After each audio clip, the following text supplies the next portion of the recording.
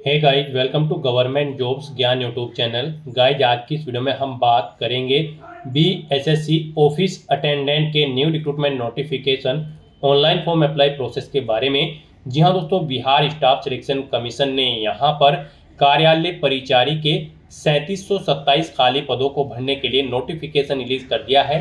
कैसे आप इस भर्ती में पार्टिसिपेट करने के लिए अपने फॉर्म अप्लाई कर सकते हो बिना कोई मिस्टेक किए हुए, इसकी पूरी जानकारी हम आपको स्टेप बाय स्टेप रजिस्ट्रेशन से लेकर प्रिंट तक इस वीडियो में देंगे। बस आपको इस वीडियो को स्किप के बिना शुरू से लेकर एंड तक देखना है। उसके बाद वीडियो पसंद आए तो इसे लाइक और शेयर कर दें। चैनल पर नए हो तो इसे सब्सक्राइब कर लें। साथ ही साथ आपको फॉर्म अप्लाई करते हुए जो भी प्रॉब्लम फेस हो रही है उन सभी का हल आपको इस वीडियो में मिल जाएगा। कैसे यहाँ पर आपको अपनी क्वालिफिकेशन की डिटेल देनी है, फोटो और सिग्नेचर अपलोड करने हैं, लाइव फोटो कैप्चर करना है, पूरी जानकारी आपको इस वीडियो में दी जाएगी। बस आपको एंड तक हमारे साथ इस वीडियो में बने रहना है। तो बिना कोई वक्त गंवाए चलिए शुरू करते हैं। आपको इस वीडियो के डिस्क्रिप्शन बॉक्स में हमारी वेबसाइट IND-sarkari-naukri.in के इस पेज का लिंक मिल जाएगा। यहाँ पर आपको इस भर्ती के रिगार्डिंग सभी डिटेल्स प्रोवाइड कर दी गई है। Bihar staff selection commission BSSC ने यहाँ पर ऑफिस अटेंडेंट के 3727 खाली पदों को भरने के लिए नोटिफिकेशन रिलीज कर दिया है। आप 25 अगस्त 2025 से 24 सितंबर 2025 तक अपने फॉर्म अप्लाई कर सकते हो। 10वीं पास कैंडिडेट अप्लाई कर सकते हैं। 18 से 37 साल मेल कैंडिडेट के लिए और 18 से 40 साल फीमेल कैंडिडेट के लिए आयु सीमा रखी गई है। जनरल ओबीसी ईडब्ल्यूएस के लिए 540 रुपये फीस है। एससी एसटी पीएच और फीमेल कैंडिडेट के लिए मात्र 135 रुपये फीस है, जो कि आप ऑनलाइन मोड से जमा करा सकते हो। सिलेक्शन यहाँ पर आपका एग्जामिनेशन के थ्रू होगा। आप ऑल इंडिया से ऑनलाइन मोड में अप्लाई कर सकते हो। उसके लिए आपको इस पेज को नीचे स्क्रॉल डाउन करते हुए इंपोर्टेंट लिंक सेक्शन में आना है। ऑफिशियल नोटिफिकेशन पीडीएफ लिंक पर क्लिक करके इस भर्ती के नोटिफिकेशन को ओपन कर लेना है और इसमें से आपको पूरी डिटेल रीड कर लेनी है। यहाँ पर आपको इस भर्ती के रिगार्डिंग सभी डिटेल्स प्रोवाइड कर दी गई है, जैसे कि क्या पोस्ट का नाम है, कितनी उसके लिए नंबर ऑफ वैकेंसीज है, कौन सी कैटेगरी के लिए कितनी वैकेंसीज है, किस पोस्ट के लिए कितनी वैकेंसीज है, क्या आपका एलिजिबिलिटी क्राइटेरिया होना चाहिए, कैसे आप अप्लाई कर सकते हो, कब से कब तक अप्लाई कर सकते हो, पूरी जानकारी आपको इस नोटिफिकेशन में दे दी गई है। आप सभी डिटेल्स यहां से रीड करें, उसके बाद अपने फॉर्म अप्लाई कर लें। फॉर्म अप्लाई करने के लिए भी आपको हमारी वेबसाइट के इसी पेज पर ही अप्लाई ऑनलाइन का लिंक दिया गया है। जैसे ही आप इस लिंक पर क्लिक करेंगे तो आपके सामने यहाँ पर बिहार स्टाफ सिलेक्शन कमीशन का ये पोर्टल ओपन होगा। यहाँ पर अगर आपने पहले से रजिस्ट्रेशन कर रखा है तो आपको लॉगिन के इस लिंक पर क्लिक करना है और अपनी बेसिक डिटेल्स प्रोवाइड करते हुए आपको लॉगिन कर लेना है। यहाँ पर आपको अपना रजिस्ट्रेशन नंबर एंटर करना है, पासवर्ड एंटर करना है, ये कैप्चा कोड यहाँ पर एंटर करना है और लॉगिन की स्टेप पर क्लिक करते हुए अपने डैशबोर्ड में लॉगिन करके आपको अपना फॉर्म अप्लाई कर लेना है। और अगर आप इस भर्ती के लिए फर्स्ट टाइम अप्लाई करने जा रहे हो तो सबसे पहले यहाँ पर आपको अपना रजिस्ट्रेशन करना होगा। उसके लिए आपको रजिस्ट्रेशन के इस लिंक पर क्लिक करना है। आपके सामने रजिस्ट्रेशन का फॉर्म ओपन हो जाएगा और इसमें आपको अपनी बेसिक डिटेल्स प्रोवाइड करते हुए अपना रजिस्ट्रेशन कंप्लीट कर लेना है। सबसे पहले गाइड यहाँ पर आपको अपना नाम एंटर करना है अपनी 10वीं की मार्कशीट के अकॉर्डिंग। फिर यहाँ पर आपको अपना जेंडर सेलेक्ट करना है, मेल फीमेल या फिर ट्रांसजेंडर। उसके बाद आपसे पूछा गया है क्या आप बिहार राज्य के निवासी हैं, अगर है तो यस करें, नहीं है तो नो ऑप्शन सेलेक्ट करें। अगर हैं तो आप यहाँ पर फिर अपनी कैटेगरी सेलेक्ट करें। उसके बाद यहाँ पर आप अपनी कास्ट सेलेक्ट करें। फिर यहाँ पर आपसे पूछा गया कि क्या आप नॉन क्रीमी लेयर कैंडिडेट हैं, अगर हैं तो आप यस करेंगे, नहीं तो नो ऑप्शन सेलेक्ट करेंगे। उसके बाद यहाँ पर आपसे पूछा गया कि क्या आप पर्सन विद डिसेबिलिटी कैंडिडेट हैं, पीडब्ल्यूडी कैंडिडेट हैं, अगर है तो आप यस करें। डिसेबिलिटी का यहाँ पर आप नेचर सेलेक्ट करें, वो परमानेंट है या फिर टेम्परेरी, उसकी परसेंटेज 40% से अबव है तो यस करेंगे, नहीं तो नो ऑप्शन सेलेक्ट करेंगे। फिर यहाँ पर अगर आप पीडब्ल्यूडी वाले कैंडिडेट नहीं है तो आप नो ऑप्शन सेलेक्ट करेंगे, फिर आपको डिटेल नहीं देनी होगी। फिर आपसे पूछा गया कि क्या आप एक सर्विसमैन हैं, अगर है तो यस करें और फिर यहाँ पर आप अपनी सर्विस की डेट सेलेक्ट कर लें, कितने ईयर मंथ और डे का आपको एक्सपीरियंस है, नहीं है तो आप नो ऑप्शन सेलेक्ट करें। फिर आपसे पूछा गया है कि क्या यहाँ पर आप 1 जनवरी 1963 के बाद एनसीसी से विमुक्त होने के बाद बिहार सरकार के अधीन कार्य करते हैं, अगर करते हैं तो यस करेंगे, नहीं तो नो ऑप्शन सेलेक्ट करेंगे।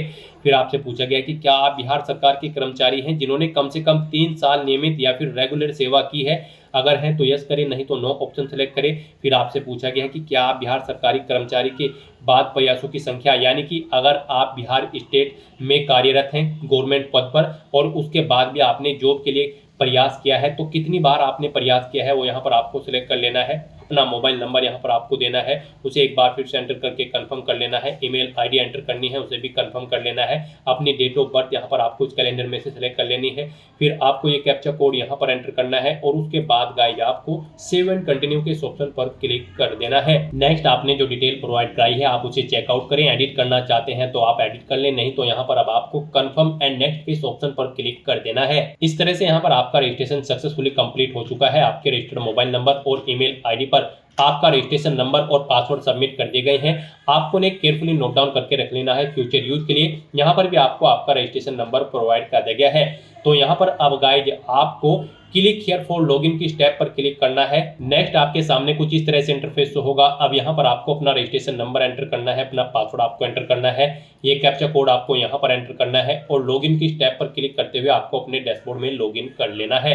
नेक्स्ट आपके सामने आपका डैशबोर्ड कुछ इस तरह से शो होगा। गाइस यहाँ पर आपको 6 स्टेप को कंप्लीट करते हुए अपना फॉर्म अप्लाई करना है। आपको अपनी पर्सनल डिटेल देनी है, फिर पेमेंट करना है, फीस पेमेंट, फिर आपको अपनी क्वालिफिकेशन की डिटेल देनी है। उसके बाद आपको अपना फोटो और सिग्नेचर अपलोड करने हैं, लाइव फोटो कैप्चर करना है और उसके बाद आपको अपने एप्लीकेशन फॉर्म का हार्ड कॉपी प्रिंट आउट लेते हुए अपने फॉर्म को भरने के सभी स्टेप्स कंप्लीट कर लेने हैं। तो इन स्टेप्स को कंप्लीट करते हुए आपको अपना फॉर्म अप्लाई करना है। सबसे पहले यहाँ पर आपको अपनी पर्सनल डिटेल देनी है। इसमें आपको यहाँ पर सबसे पहले अपने फादर का नाम एंटर करना है, फिर आपको अपनी मदर का नाम एंटर करना है। उसके बाद यहाँ पर आपको अपना डोमिसाइल सर्टिफिकेट किस डेट को इशू हुआ है वो डेट इस कैलेंडर के ऑप्शन पर क्लिक करके सिलेक्ट कर लेनी है। फिर उसका नंबर यहाँ पर आपको देना है। फिर यहाँ पर आपको आपका डोमिसाइल सर्टिफिकेट किस अथॉरिटी ने इशू किया है वो यहाँ पर आपको सिलेक्ट कर लेना है। नहीं है इसमें उसका नाम तो आप अदर ऑप्शन सिलेक्ट करें और फिर वो डेजिग्नेशन यहाँ पर आप एंटर कर दें। फिर यहाँ पर आपको अपना कास्ट सर्टिफिकेट का जो नंबर है वो एंटर करना है। कब आपको आपका कास्ट सर्टिफिकेट इशू हुआ है वो डेट आपको यहाँ पर सेलेक्ट कर लेनी है इस कैलेंडर पर क्लिक करने के बाद। उसके बाद यहाँ पर आपको किसने वो इशू कराया है उस प्राधिकार का नाम यहाँ पर आपको सिलेक्ट कर लेना है। नहीं इनमें है तो आप अदर ऑप्शन सेलेक्ट करें और यहाँ पर उसकी डेजिग्नेशन एंटर कर दे। यहाँ पर आपको कुछ चीज़ें आपकी ऑटोमेटिकली फिर मिल जाएगी जो आपने रजिस्ट्रेशन टाइम पे प्रोवाइड कराई थी। फिर आपको इस पेज को नीचे स्क्रॉल डाउन करना है। उसके बाद आपसे पूछा गया कि क्या आप स्वतंत्रता सेनानी के आश्रित हैं, अगर है तो यस करें, नहीं तो नो ऑप्शन सेलेक्ट करें। यस ऑप्शन अगर आप सेलेक्ट करते हैं तो फिर यहाँ पर आपको फ्रीडम फाइटर सर्टिफिकेट नंबर देना होगा, वो यहाँ पर आपको किसने इशू किया है वो आपको सिलेक्ट करना है। और नहीं है तो आप नो ऑप्शन सेलेक्ट करेंगे। अपनी नेशनलिटी उसके बाद आप सिलेक्ट करेंगे। फिर आपसे पूछा गया कि क्या आपके पास आधार कार्ड है, अगर है तो यस करें, उसका नंबर दें, नहीं है तो नो ऑप्शन सेलेक्ट करें। फिर अपना कोई और आईडी प्रूफ यहाँ पर आप सिलेक्ट करें जैसे कि driving licence, PAN card, passport या फिर अन्य आप यहाँ पर ऑप्शन सेलेक्ट करें, उसका नंबर एंटर करें। फिर आपकी बॉडी पर कोई कट या तिल का निशान है तो उस पैलेस का नाम यहाँ पर आपको देना है। नहीं है तो नो मार्क आपको एंटर कर देना है। उसके बाद आपसे पूछा गया कि क्या आपको कभी किसी प्रतियोगिता परीक्षा में यूपीएससी, राज्य आयोग या फिर अन्य चयन आयोग से वंचित किया गया है, अगर किया गया है तो यस करें। उस कमीशन का नाम दें, कब से कब तक किया गया है वो डेट आप सेलेक्ट कर ले। और अगर आपको वंचित नहीं किया गया है तो आप नो ऑप्शन सेलेक्ट करेंगे। फिर यहाँ पर आपको अपना कोरोस्पोंडेंस एड्रेस एंटर करना है। उसके बाद यहाँ पर आपको अपना परमानेंट एड्रेस एंटर करना है। और अगर आपका परमानेंट एड्रेस आपकी कोरोस्पोंडेंस एड्रेस के अकॉर्डिंग सेम है आप इस चेकबॉक्स को ओके कर देंगे। ऑटोमेटिकली आपका परमानेंट एड्रेस आपके कोरोस्पोंडेंस एड्रेस के अकॉर्डिंग फिल हो जाएगा। और उसके बाद गाइस फिर यहाँ पर आपको सबमिट के इस ऑप्शन पर क्लिक कर देना है। इस तरह से यहाँ पर आपकी पर्सनल डिटेल का पूरा प्रीव्यू आपको शो कर दिया गया है। आपको अगर एडिट करना है तो टॉप पर ही आपको एडिट का ऑप्शन दिया गया है, आप एडिट कर सकते हैं। नहीं तो अगर सभी चीज़ें ओके हैं तो आप इस पेज को नीचे स्क्रॉल डाउन करें और उसके बाद फिर यहाँ पर आप प्रोसीड फॉर पेमेंट के इस ऑप्शन पर क्लिक कर दें। नेक्स्ट आपको आपकी फीस पेमेंट की डिटेल शो कर दी गई है। आपको आपकी कैटेगरी के अकॉर्डिंग यहाँ पर एप्लीकेशन फीस का अमाउंट देखने को मिल जाएगा। अब यहाँ पर आपको अपना फीस पेमेंट करना है। आपके पास दो ऑप्शन है, आप SBI या फिर ICI किसी भी ऑप्शन पर क्लिक करते हुए अपना फीस पेमेंट कर सकते हैं। इनमें से आप ऑप्शन सेलेक्ट करें और उसके बाद प्रोसेस ऑनलाइन पेमेंट की स्टेप पर क्लिक कर दें। नेक्स्ट आपके सामने फीस पेमेंट का इंटरफेस ओपन हो जाएगा। आप debit card, credit card, net banking या फिर UPI के माध्यम से अपना फीस पेमेंट कर सकते हो। UPI यहाँ पर आपके लिए बेस्ट ऑप्शन रहेगा और इजी ऑप्शन रहेगा। आप UPI के ऑप्शन पर क्लिक करें। UPI ID के थ्रू फीस पेमेंट करना चाहते हैं तो एंटर UPI ID ऑप्शन पर क्लिक करें। यहाँ पर आप अपनी UPI ID एंटर करें। वैलिडेट UPI ID के ऑप्शन पर क्लिक करते हुए अपना फीस पेमेंट कर दें। और अगर आप QR कोड के थ्रू फीस पेमेंट करना चाहते हैं UPI के तो आप UPI QR के ऑप्शन पर क्लिक करें, पे नाउ के ऑप्शन पर क्लिक करें। ये QR कोड आपको शो होगा, आप इसे अपने UPI से स्कैन करें और अपना फीस पेमेंट कर दें। सक्सेसफुली फीस पेमेंट करने के बाद यहाँ पर आपको अपना एजुकेशनल क्वालिफिकेशन की डिटेल प्रोवाइड करनी है। गाइस यहाँ पर Bihar staff selection commission office attendant की इस पोस्ट पर अप्लाई करने के लिए आपका 10वीं क्लास पास आउट होना जरूरी है किसी वेल रिकॉग्नाइज्ड बोर्ड या फिर स्कूल से। तो यहाँ पर अब आपको अपनी 10वीं क्लास की डिटेल देनी है। सबसे पहले यहाँ पर आपको अपने सब्जेक्ट एंटर करने हैं, जो सब्जेक्ट आपके पास 10वीं क्लास में थे। फिर आपको बोर्ड का नाम देना है जिस बोर्ड से आपने अपनी 10वीं क्लास पास आउट की है। टोटल कितने मार्क्स थे वो आपको एंटर करने हैं। उनमें से कितने मार्क्स आपने 10वीं क्लास में ऑब्टेन किए हैं वो आपको एंटर करने हैं। इनके अकॉर्डिंग आपकी परसेंटेज कैलकुलेट करके यहाँ पर आपको शो कर दी जाएगी। फिर यहाँ पर आपको अपनी 10वीं क्लास के सर्टिफिकेट नंबर या फिर मार्कशीट नंबर एंटर करना है। कब वो आपको इश्यू हुआ है वो यहाँ पर आपको इस कैलेंडर के ऑप्शन पर क्लिक करके वो डेट सेलेक्ट कर लेनी है और उसके बाद गाइज आपको यहाँ पर सबमिट के इस ऑप्शन पर क्लिक कर देना है। नेक्स्ट यहाँ पर आपको अपना फोटो और सिग्नेचर अपलोड करने हैं। गाइज यहाँ पर आपका जो पासपोर्ट साइज फोटो होगा वो 20 KB से 50 KB के बीच में होना चाहिए और उसकी विड्थ यहाँ पर 200 पिक्सल और हाइट 230 पिक्सल होनी चाहिए। तो यहाँ पर आपको ब्राउज के ऑप्शन पर क्लिक करना है, फाइल को सिलेक्ट करना है और अपना फोटो अपलोड कर देना है। और उसके बाद गाइज यहाँ पर आपको अपने सिग्नेचर अपलोड करने हैं। सिग्नेचर यहाँ पर आपको इंग्लिश और हिंदी दोनों लैंग्वेजेस में अपलोड करने होंगे।